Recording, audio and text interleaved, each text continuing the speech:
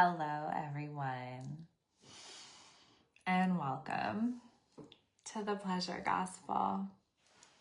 I am Dr. Kimberly Rose Pendleton, and I just feel like I've been waiting my whole life to have this conversation. So thank you. Thank you for coming. Those of you who are here live, thank you for watching. Those of you who are watching the replay, I'm just so grateful. I'm going to see if I can make sure that I can see your comments just in case. But it's also okay, completely okay, if, for right now, you're just taking it all in as we go. So don't feel like you need to perform or say the right thing or ask the right thing. But if you do have comments or questions and I can answer them, I totally will. Okay, great. Here they are. Hi. As you come on, feel free to say hi and just share where you're watching from and how you're doing. If you're excited, if you're nervous, everything is totally allowed. Okay, your comments showed up for a second, but then they disappeared. So let me try that again. But it's good. It gives us a chance to let people find us. It gives me a chance to have some coffee. There we go. Hello, beautiful. Hi, I can't hear you. Oh, that's good to know. I would love to hear. I'll put it in the chat because I'm like, if I ask, they're not going to know. Okay, there we go. It was me. LOL. Okay, that's been me a million times. I'm like, this thing isn't working. And then I'm like, my AirPods aren't connected or whatever. Hi from Missouri. I love Missouri. Hi from Central Georgia. Excited to be here live. Yay. Hi in South Carolina. I can hear you. Okay, fabulous. Wow. I'm also really struck by how it feels to gather the women. Honestly, this is what it's about. Yay. Team Uncovers here. I'm so grateful. So I'm going to start by talking a little bit about me and why I'm teaching this class. My business, Uncover, is an intimacy and pleasure coaching business. We sell digital courses. I lead retreats to Paris and VIP days in my hometown in Napa. And I do coaching that's focused primarily on women coming alive again, especially after trauma, religious repression, shame, and overall the impact of growing up in a culture where a body that desires and hungers and experiences pleasure is mostly demonized. I write a lot about purity culture and the particular religious tradition that I came from and left. I still consider myself religious, actually, just very, very differently than I did when I was younger. But that shorthand is basically a way of signifying a type of thinking that was really toxic around what women's bodies were for, and really, really focused exclusively on you are a temptation, you are a site of danger, you are allowed to have sex eventually if you're like procreating, but even then, it's not really about you. It's not really about your enjoyment. It's not really about what you want. It's not really about your desire. It's all about like purity and the things that could make you impure, the things that could make you dirty, the things that could make you dangerous or sinful or wrong, had a lot to do with desire. And so even though I have a lot of clients who have a background that's very similar to that, where they were taught, you know, if they wear short shorts or a two-piece bathing suit to church camp or a tank top, you know, that they were going to be a stumbling block for men. Some are literally detoxing from things they were taught, that if they have sex, they're a used piece of bubble gum, you know, the kind of classic things we hear. Many others, though, don't necessarily have that programming or that background, and yet it's still present. And the term purity culture might not even resonate, but there's a shame and a closed down feeling and a guilt that surfaces if they consider putting themselves first, if they consider doing what they want, if they consider booking a flight to Paris and having champagne with me and Christina overlooking the Eiffel Tower. Suddenly, like, their chest tightens up. And so even for those of us who wouldn't say we have that we had bought into at some point, so much of it had already bought its way into us. So I have clients worried about, what if, you know, I sleep with someone on the first date and he thinks that I'm not worth respecting? What if other women look at what I'm wearing and call me a slut? What if I am too loud and too expressed on the internet and I get attacked? I would say all of these, our fear of making money, our fear of being visible, our fear of being in our fullest expression, discomfort with our own desire, unfamiliarity with our own pleasure, wanting to hide, wanting to be not the brightest in the room, being worried that we could be a bad mom or a bad wife or a bad woman if we put our needs first. I would argue all of that is purity culture with its sneaky little fingers all over us. Whether or not we ever had a name for it, or whether or not we were sat down and explicitly told it, although some of us were. I see Pentecostal raised here. I have clients who left Jehovah's Witness communities and Mormonism and evangelicalism and Catholic kind of, you know, some of my clients joke like they're recovering Catholics. So of course, some of us were explicitly told it. And this is not just Christianity, as I'm sure you could imagine. I have Jewish clients who are like, it is my work to reclaim sensuality and pleasure. I have Muslim clients who are like, I am here because my kids stopped getting invited to play dates when I was going through a divorce, because like suddenly I was a contaminant. You know, it's in every corner of the world. It's in every pocket of a patriarchal society. It's everywhere. Most insidiously of all, you know, it's in us, right?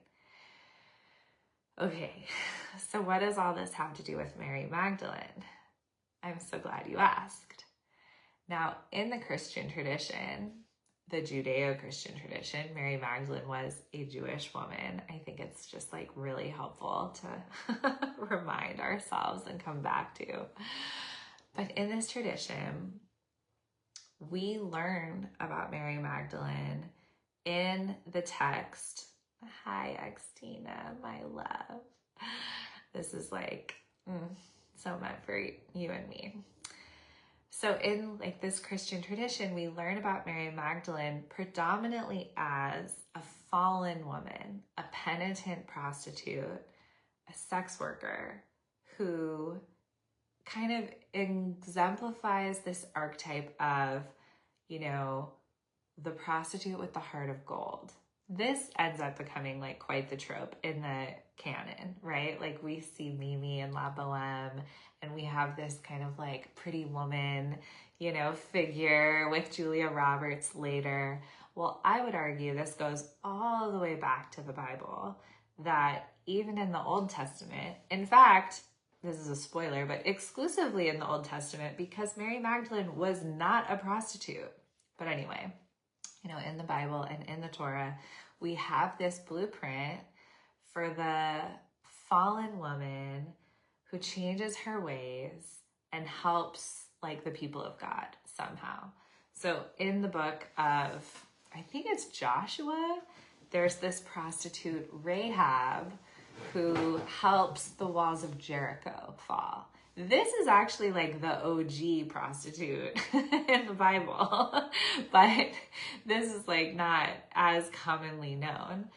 And it lays the foundation for a cultural imagination around, you know, the woman, the fallen woman, the woman who needs to be rescued, the woman who's a scandal, the woman who is the prostitute, but who sees the error of her ways.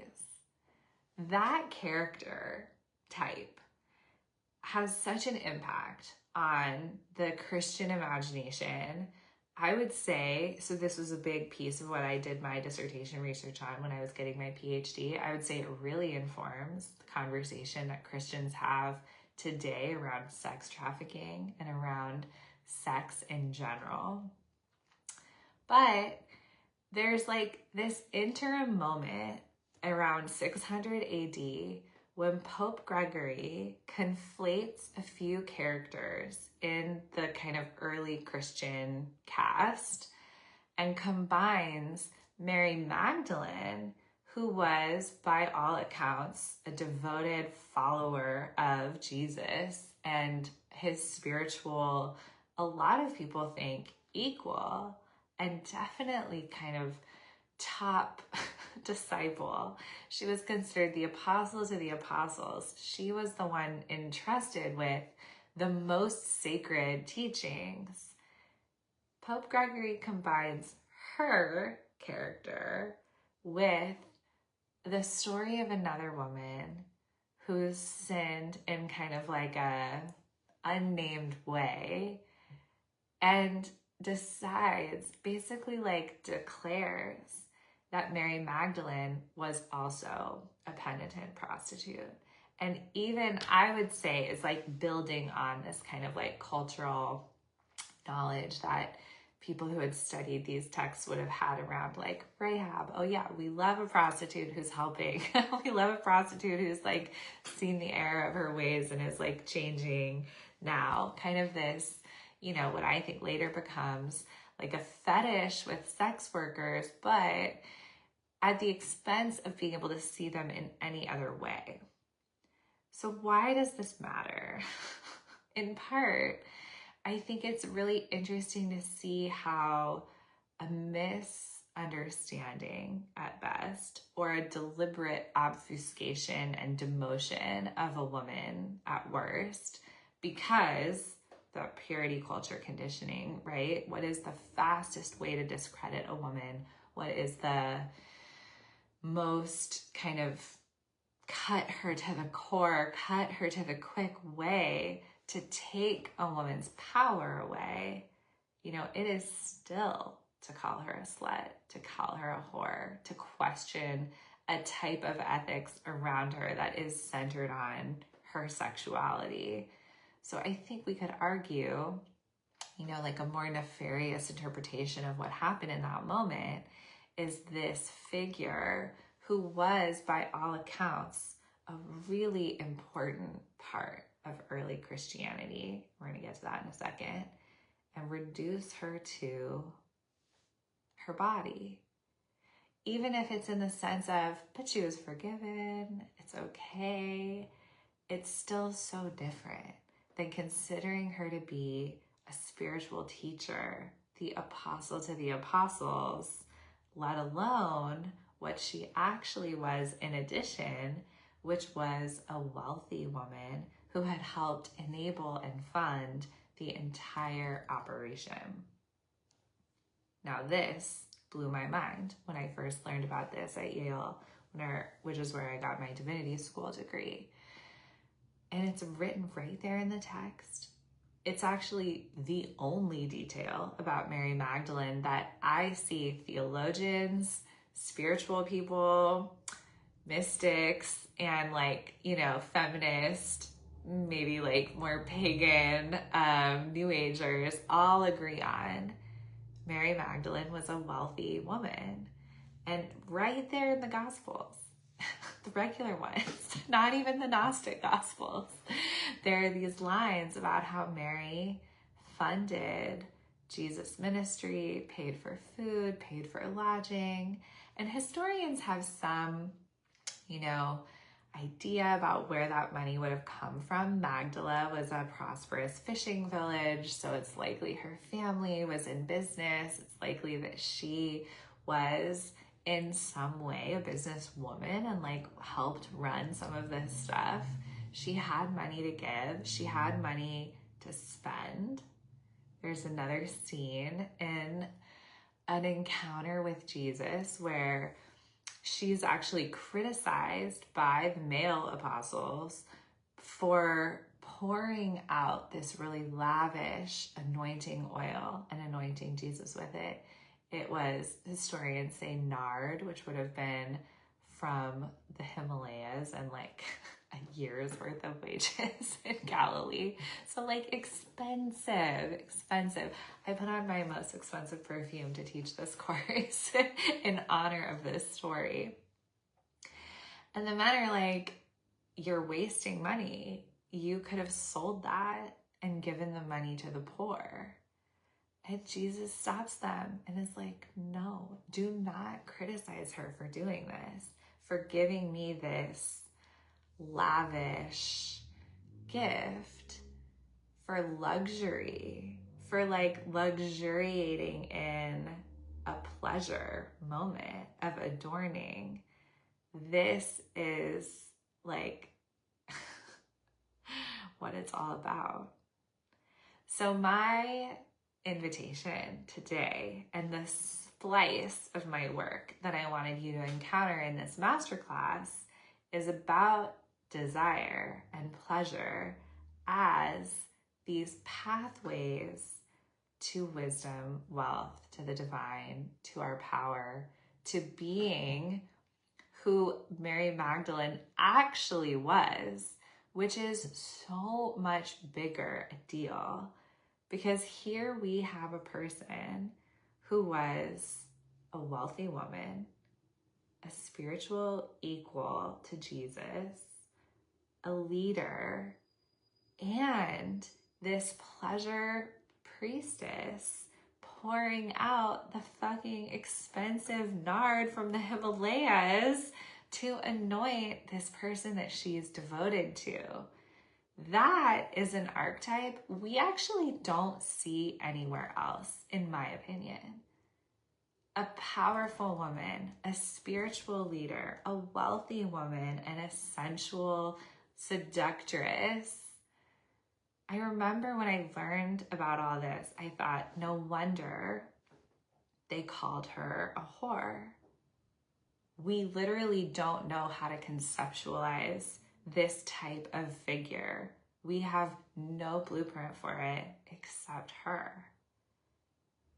I would say this is why when the Council of Nicaea was coming together, when Christianity went from not being against the law, not only then not being criminalized, but was turning into the state religion.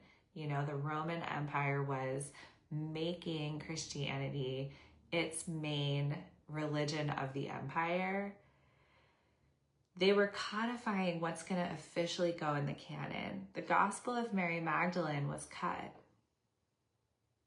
And the Gnostic Gospels that named Mary Magdalene as a spiritual teacher and a spiritual figure with profound wisdom, with deep leadership, that really named her as being right at the right-hand side of Jesus, they were all cut. Now, there are a few other things that those books, the Gnostic Gospels and the Gospel of Mary Magdalene, have in common that I think it's worth noting, because this is what was deliberately kept out of what would become the Bible. So before this, you can imagine, this is like 300 AD, I think. The texts have been circulating. They found the Gospel of Mary all across the globe. They found it in the Middle East. They found it in North Africa. They found it in the south of France. There's a lot of evidence to suggest it was widely circulated and widely read. But before this, there wasn't a common codified canon yet. And so you can imagine there are people in different parts of the world with different access to different gospels and different, whatever, pieces of the puzzle, believing different things, maybe slightly different practices, not under like a unified, organized Christianity, capital C. So the Gospel of Mary Magdalene was in circulation. It was popular. There were many, many copies. Then this moment comes where the men in charge in the Roman Empire are like, we need to get organized. We need a standard. But what we really need is to suppress the people within this empire who might try to rise up against us. Cut every gospel that reminds people that they are divine. Because that's the through line. That's the red thread through the Gospel of Philip, the Gospel of Thomas, the Gospel of Mary Magdalene. Everything that got cut has as a deep foundation an argument that you are God. You are made of the same stuff. You are divine. Your desires are divine. In the Gospel of Mary Magdalene, she even says there's no such thing as sin. There's just forgetting your divine nature. This is big. I mean, to so many of us, this is on a brain level, heretical. On a body level, probably like a coming home. I have people in my work looking at the Gospel of Mary Magdalene telling me things like, oh, well, I thought I couldn't fuck with any of this, but this is bringing me back because I'm interested in that. That sounds true to me. That sounds right. That sounds real. You can imagine though, if you're an empire trying to have everybody bow to authority, you don't want that in there. You don't want everybody around the world knowing that they are co-creators with the maker of all the heavens and the universe, and that they have just as much power, that their desires are completely divine, that they are worthy of abundance and joy. That's going to be real dangerous. If everybody is walking around feeling so empowered, cut all of that. The Gospel of Mary Magdalene was ordered to be destroyed. Some rebel monks in Egypt, the Coptic Christians, save it. They bury it. Divine masculine. Thank you. And thousands of years later, here we are talking about it. So when we think about, the tagline for this day, this course, this class, me chatting with you, what Mary Magdalene knew about desire that the church didn't want you to know. What I meant was that your desire is divine. This is a sacred text. And what we can see and what she exemplifies and what us being here right now really means is that this is what happens with the divine feminine. You can try. You can burn it at the stake. You can cut her from the canon. You can bury her gospel. You can erase to the best of your ability her role as a leader, her role as a teacher, a wealthy woman, a business owner, a sensual, pleasure-filled, devotional, wealthy, spiritual leader. You can reduce all of that to whore. She's gonna rise anyway. Here we are anyway. Honestly, stronger than ever and more ready than ever to have this conversation. So what does this have to do with you? I mean, I, for one, have never been that interested in history unless I could really see myself in it and really feel, how can this change me? But when I started deepening and walking with this as an archetype, it unlocked something for me. We have a path. I know some of you who are here. I know a lot of you who are here. Wealthy, spiritual, sensual, leader, that's us. And it has felt like we have to make it up. It has felt like we're alone. It has felt like we're crazy. It has probably felt on a DNA, soul, ancestral level like it is scary to be seen as who we really are because some man in charge might call us a prostitute and cut our sacred work from the canon. And you're not wrong. But we have a blueprint. We have a pathway. There is an archetype that we can lean on. Someone who was already a priestess, a wealthy woman, a pleasure queen. I picture us taking this energy into our lives and drowning out the voice of purity culture that would say, you could ever be dirty, you could ever be unclean, you could ever be sinful, or that your desires could ever be selfish. Instead, we have this permission, this priestess permission to see our pleasure as sacred. That is the year's worth of wages, anointing oil poured out in devotion. That's pleasure as medicine, as luxury healing for the soul. It's not in antithesis of helping and feeding and clothing the people who need it. It's in addition, because there's so much to go around.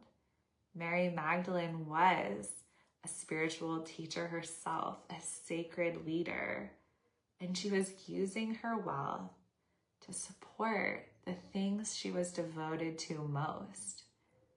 She was who we are stepping into more and more. She offers us this archetype of things that we get taught we have to choose between. I mean, I would even say you're not even allowed to be two of these things at once, between spiritual, wealthy, and focused on pleasure.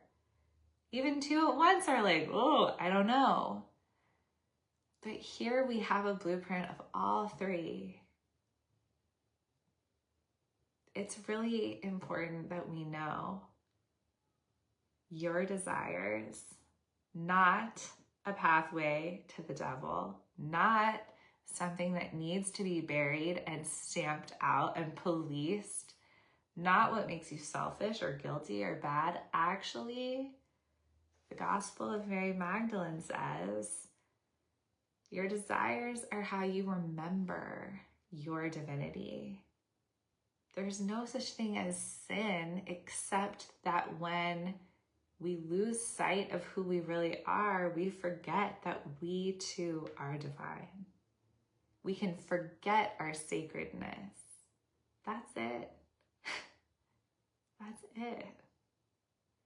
What does it look like when a generation of women remember?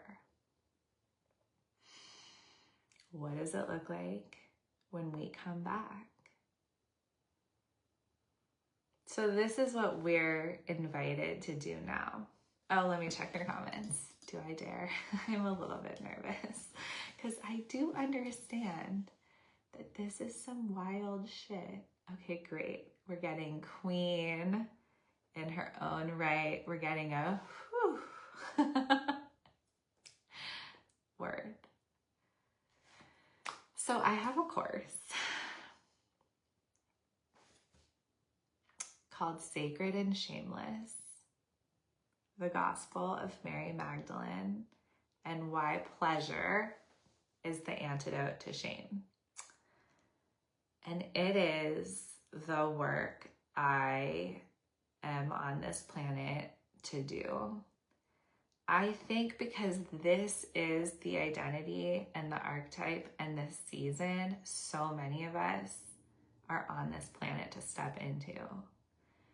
And I think we knew on a soul level it was going to be now because we're needed. This is one part nerdy, exploratory, what is the Gospel of Mary Magdalene? Literally, what can you take from it? And it's one part journey through our own pleasure, power, embodiment, magic, to call in those elements for ourselves, the wealth, the sensuality, the spirituality, having it all at once. So this course is really meant to be a living, breathing thing. You get it forever. You get it if I keep adding to it, which I will. You can journey with me. You can add on a retreat to her actual cave in the south of France with me, and to Paris where we'll make our own perfume. Or you can just take the course itself. You can learn from me if you liked this, if you like this style, this mix of everything important that you need to know from the degrees that you probably didn't have the luxury of getting. And the practical piece of how can this make my actual life better? This is for you because you know shame is expensive and it will cost us in the way we don't show up, the way we don't get paid what we're supposed to, the way we don't demand the love we deserve, the way we hide, the way we cover. I called this business Uncover for a reason. It's time to step into our power. Mary Magdalene and her gospel and learning more about this, 6 modules, some bonuses, a really sexy gift if you pay in full. This is designed to help us usher in the era where we are all of it. We're the wealthy woman, we're the sacred teacher, and we're the sensual pleasure priestess all at once. Who could we be in our relationships, in our work, in the world, if we really knew that, if we really could step into that? It's unlimited. Absolutely unlimited. Doors are open as of right now. I have never been more nervous and more at peace at the same time launching something. It's brand new. This first round, you'll be live with me while I teach it. And every subsequent round, we'll just get to get the energy that's built and built and built as we add to it. And if you have any questions, let me know. Doors are going to close in 2 weeks. So let yourself in. I love you. Thank you for being here with me. Let's go.